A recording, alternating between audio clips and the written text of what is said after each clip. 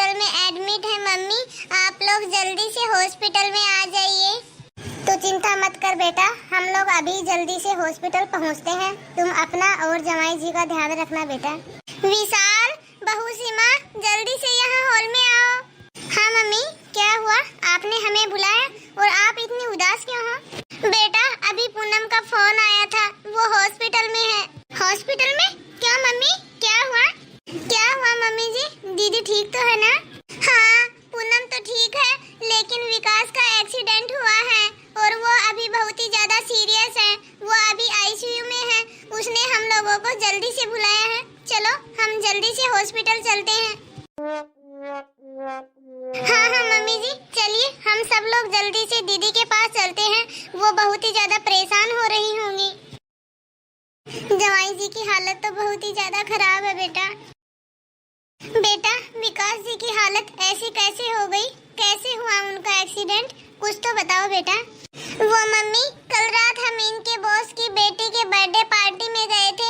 वहाँ से आते टाइम एक गाड़ी ने आगे से आकर इनकी गाड़ी को टक्कर मार दी। तब मैं तो किसी न किसी तरह से बच गई, लेकिन इनको बहुत ही ज्यादा चोट आई है मम्मी। धैर्य रखो बेटा, भगवान सब कुछ ठीक कर देगा। ठीक है बेटा, अब 2 दिन हो गए हैं हम लोगों को यहाँ हॉस्पिटल में रहते हुए। तुम्हारे पास मैं और तेरे भाई दोनों ही रह रहे हैं। तुम्हारे भाई ने मेडिकल पे से वो सारी दवा ला दी है, जो दवा डॉक्टर ने लिख के दी थी बेटा। ठीक है बेटा, अब हम लोग चलते हैं घर। घर पर तुम्हारी भाभी बेचारी अकेली है बेटा, वो परेशान हो रही होगी। एक तो उसका छोटा बच्चा है, ऊपर से घर का इतना सारा काम कैसे संभाल रही होगी वो। ठीक है बेटा, चलते हैं हम लोग अब। तुम ध्यान रखना अपना और जवाई जी का। यदि तुम्हें किसी चीज की जरूरत हो तो हमें बता देना। हाँ दीदी, मैं भी 2 दिन से ऑफिस नहीं गया हूँ। चलता हूँ अब मैं, ध्यान रखना आप अपना।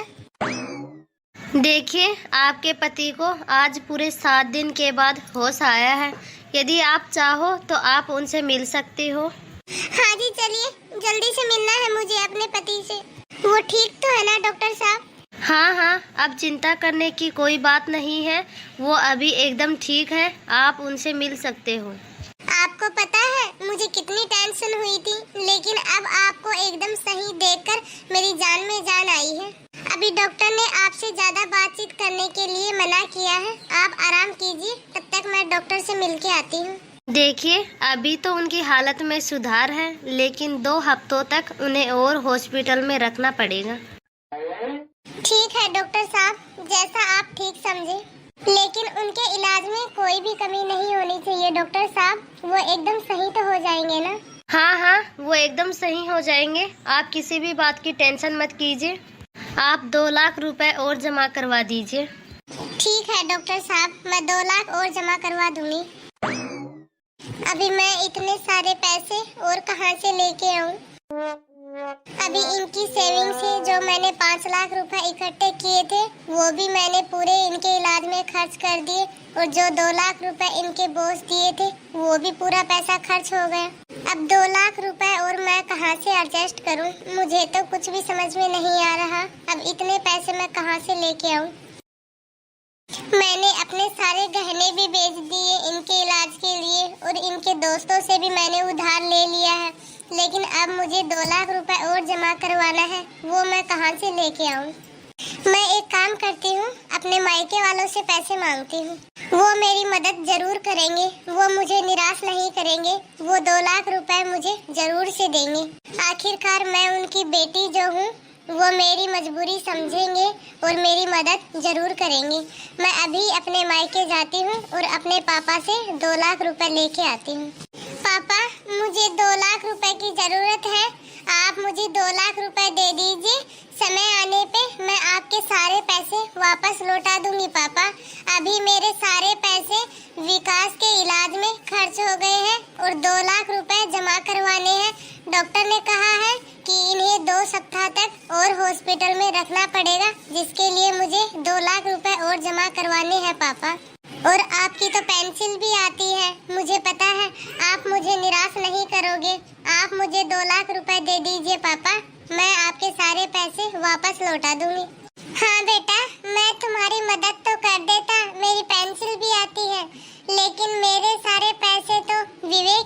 में चले जाते हैं। मेरे हाथ में तो कुछ भी नहीं रहता बेटा। तुम एक काम करो, विवेक से बात करो, शायद वो ही तुम्हारी मदद कर सकता है बेटा। माँ, मुझे सिर्फ 2 लाख रुपए की जरूरत है, उसके बाद विकास को हॉस्पिटल से छुट्टी मिल जाएगी। आप मुझे 2 लाख रुपए दीजिए। आप बात कीजिए ना विवेक भैया से माँ, ताकि वो मुझे 2 लाख रुपए दे दे और मैं 2 लाख रुपए हॉस्पिटल में जमा करवा के विकास को हॉस्पिटल से अपने घर ले जा सकूँ माँ।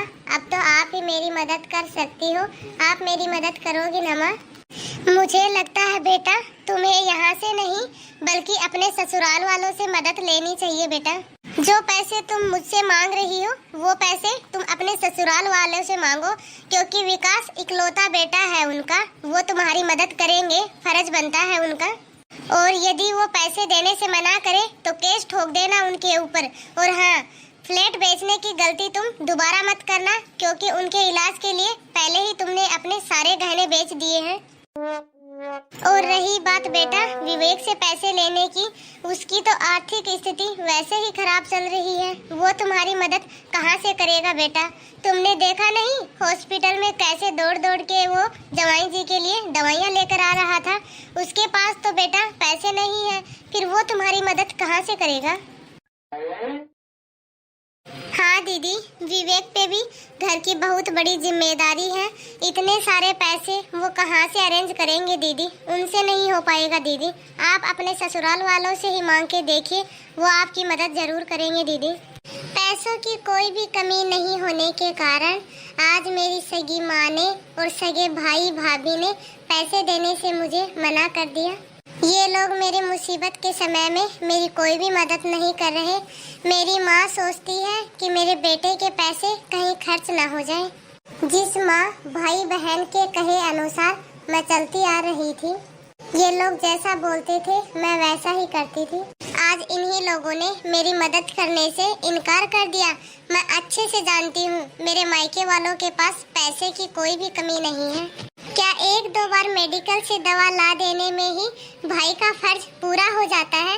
क्या भाई का एक बहन के प्रति इतना ही फर्ज बनता है? विवेक ने हॉस्पिटल में भी मुझसे एक बार भी नहीं कहा कि दीदी यदि पैसों की जरूरत हो तो मुझे बता देना, मैं तुम्हारी मदद कर दूंगा। और ना ही मम्मी पापा ने मुझसे पैसों के बारे में किसी ने पूछा। मैं खुद यहाँ पैसे लेने के लिए नहीं आती, लेकिन और कोई दूसरा रास्ता मुझे नजर ही नहीं आया। मैंने सोचा कि मुसीबत के समय में मायके वाले तो जरूर ही मदद करेंगे अपनी बेटी की। मैं एक काम करती हूँ, अपने सास और ससुर के पास जाती हूँ जो कि गांव में रह रहे हैं। लेकिन मैं अब उनसे मदद भी कैसे मांगूं? मैंने अभी तक उनको विकास के एक्सीडेंट की खबर भी नहीं दी है। लेकिन मैं अब अपने सास ससुर के पास जाऊं भी तो कैसे? मैंने कभी उनकी इज्जत भी तो नहीं की और मैंने उन्हें अपने मम्मी पापा के सिखाई हुई बातों में आकर अपने घर से निकालकर गांव जो भेज दिया था। मैंने अपने सास ससुर को हमेशा नीचा ही दिखाया है, उनकी बेइज्जती करने में कोई भी कमी नहीं छोड़ी। ये सब काम मैंने अपनी मम्मी की सिखाई हुई बातों में आके किया है। माँ ने तो मुझे हमेशा यही सिखाया कि बेटी जितना तुम अकेली रहोगी उतना ही खुश रहोगी। और मैंने भी तो विकास से अपनी मम्मी पापा से रिश्ता तुड़वाने में कोई भी कसर नहीं छोड़ी। लेकिन वो तो उनके मम्मी पापा के प्रति प्यार था जो मेरे कहने पर अपने मम्मी पापा से रिश्ता नहीं तोड़ा उन्होंने। पूनम, तुमने मेरे मम्मी पापा को मेरी एक्सीडेंट की खबर दी कि नहीं? उनको तुमने बताया कि मेरा एक्सीडेंट हुआ है? नहीं, मैंने मम्मी पापा को आपके एक्सीडेंट के बारे में कोई भी खबर नहीं दी। मैं सोच रही थी कि कहीं इस उम्र में उनको यह बात सुनकर झटका ना लग जाए, इसलिए मैं खुद गांव जाकर मम्मी पापा को यहाँ लेकर आना चाहती हूँ। आपकी हालत में भी अब पहले से काफी सुधार है, इसलिए मैं खुद गांव जाऊंगी और मम्मी पापा को अपने साथ यहाँ लेकर आऊंगी। उसके बाद ही उन्हें आपके एक्सीडेंट के बारे में बताऊंगी। मगर यहाँ से तुम्हें गांव जाने में 6 से 7 घंटे लग जाएंगे। तुम अकेली वहाँ कैसे जाओगी? कल सुबह ही मैं मम्मी पापा को लेने के लिए गांव के लिए निकल जाऊंगी। अरे बहू, तुम अकेली कैसे? विकास कहाँ है? वो नहीं आया तुम्हारे साथ? पाँव लागू माँ जी। मम्मी जी, विकास का एक्सीडेंट हो गया है। क्या? विकास का एक्सीडेंट हो गया है? ये तुम क्या बोल रही हो बहू? वो ठीक तो है ना? उसे ज्यादा चोट तो नहीं आई ना? हाँ मम्मी जी, अब पहले से ठीक है वो। अभी तुम्हारे पापा खेत में गए हैं, मैं उन्हें अभी बुलाती हूँ खेत से। सुनैना, तिजोरी में कम से कम 3 लाख रुपए होंगे, वो ले लो। और मेरे गहने किस दिन काम आएंगे, मैं वो भी ले लेती हूँ। क्या पता वहाँ कितने पैसों की जरूरत हो। ये देखो, ये अपने बेटे से कितना प्यार करते हैं। बिगैर कुछ सोचे समझे ही मम्मी अपने सारे गहने लेने के लिए तैयार हो गई। और एक मेरे मायके वाले हैं जिनके पास इतना पैसा होते हुए भी वो मेरी मदद नहीं कर पाए। ये लोग अपने बेटे से कितना प्यार करते हैं और मेरे मायके वाले मुझसे बिल्कुल भी प्यार नहीं करते। मैं अपनी की हुई गलतियों से बहुत ही शर्मिंदा हूँ।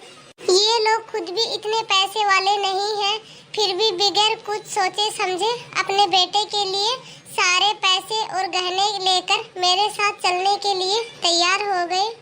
बेटा, तुम सच सच बताओ, विकास ठीक तो है ना?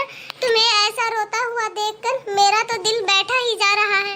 मम्मी, विकास एकदम ठीक है। मम्मी पापा, मैंने जो आप लोगों के साथ बुरा बर्ताव किया है उसके लिए आप लोग मुझे प्लीज माफ कर दीजिए। मैंने आप लोगों के साथ बहुत ही गलत व्यवहार किया है। बेटा, वो सब पुरानी बातें तो हम लोग कब का भूल चुके हैं। अब जल्दी से शहर जाकर बस एक बार विकास को देख लेते हैं, फिर हम लोगों को तसल्ली होगी। बेटा, कैसे हो तुम? ज्यादा चोट तो नहीं लगी ना तुम्हें? अरे मम्मी, आप टेंशन मत करो, मैं बिल्कुल ठीक हूँ। आप लोगों को नहीं पता, आप दोनों को यहाँ देखकर मैं बहुत ही ज्यादा खुश हूँ। ये तो मैं आप लोगों को बता भी नहीं सकता। अब तो आप लोगों को देखने के बाद मैं बिल्कुल भी सही हो गया हूँ। अब देखना मम्मी, आप लोग यहाँ आ गए हो ना? पापा, अब मुझे बहुत ही जल्दी छुट्टी मिल जाएगी। अब हम सब लोग घर चलेंगे। और हाँ पूनम, जो रकम बची है वो तुम जमा करवा दो हॉस्पिटल में डॉक्टर से, फिर हम लोग घर चलते हैं। डॉक्टर ने मुझसे कहा है कि आपको अब जल्दी ही छुट्टी मिल जाएगी। हाँ, अभी मैं जो बचा हुआ पैसा है वो सारा जमा करवा देती हूँ। आपको पता है मम्मी जी, आप लोगों के यहाँ आने से हम लोग कितना खुश हैं। और आप तो मेरे हर एक काम में मेरी मदद भी करवाते हो, जिससे मेरा काम भी हल्का हो जाता है। आप तो मम्मी जी अब बस बैठ के आराम कीजिए, घर का काम तो मैं अकेली ही कर लूँगी। मम्मी, आप लोगों के आने से विकास की हालत में बहुत ही तेजी से सुधार हो रहा है। मेरी आंखों पे जो स्वाद की पट्टी चढ़ी थी ना, अब वो उतर गई है। अब मुझे अपने मायके और ससुराल में फर्क नजर आ गया है। जिस मायके वालों के दम पे मैं इतना इतराती थी, मुसीबत आने पर उन्हीं लोगों ने अपने हाथ खड़े कर दिए। उन्होंने मेरी मदद करना जरूरी भी नहीं समझा। आखिरकार काम तो मेरे ससुराल वाले ही आए। मेरी माँ ने ऐसे समय पे मुझसे पल्ला झाड़ लिया जिस समय में मुझे उनकी सबसे ज्यादा जरूरत थी, और उसी समय में एक माँ ने इतनी मदद की जिस समय उन्हें उनके बेटे को उनकी जरूरत थी। काश मैं कभी भी अपनी माँ की बातों में नहीं आई होती तो आज मेरा ऐसे बसा बसाया घर नहीं उजड़ता और मैं अपने सास ससुर को इतने ताने नहीं देती। आज यही सास ससुर एक बेटे और बहू के काम आए, जब एक समय में मैंने इनका खूब अपमान किया था। देखो पूनम, मैं अब बिल्कुल सही हो गया हूँ। देखो बेटा, अब विकास एकदम ठीक हो गया है। अब हम लोग चलते हैं। देखिए मम्मी जी, पापा जी, यदि आप लोग अब दोबारा गांव जाकर रहना चाहते हो तो मैं समझूंगी कि आप लोगों ने मुझे माफ नहीं किया। अरे बेटा, इन दिनों हम लोगों को तुमसे इतना ना प्यार मिला है कि गांव तो हम लोग खुद भी जाना नहीं चाहते, लेकिन विकास की अचानक एक्सीडेंट की खबर सुनकर हम तुम्हारे साथ तुरंत ही यहाँ शहर आ गए थे। और गांव में खेती बाड़ी और घर का सारा काम ऐसे ही तो बिखरा पड़ा है बेटा, हम लोग यहाँ तुम्हारे पास शहर दोबारा जरूर आएंगे। तुम्हें अपनी गलतियों का पछतावा हो गया, हमारे लिए तो यही बहुत बड़ी बात है। तो दोस्तों, आप लोगों को हमारा यह वीडियो कैसा लगा? यदि आप लोगों को हमारा यह वीडियो पसंद आया हो तो हमारे चैनल को लाइक और शेयर जरूर करें। आप लोगों को हमारी यह कहानी कैसी लगी कमेंट में अपनी राय जरूर दें और यदि अभी तक आपने हमारे चैनल को सब्सक्राइब नहीं किया हो तो बेल आइकन दबाकर सब्सक्राइब जरूर करें ताकि ऐसे ही मज़ेदार वीडियो आप तक पहुंचते रहे। धन्यवाद दोस्तों, मिलते हैं अगले वीडियो में।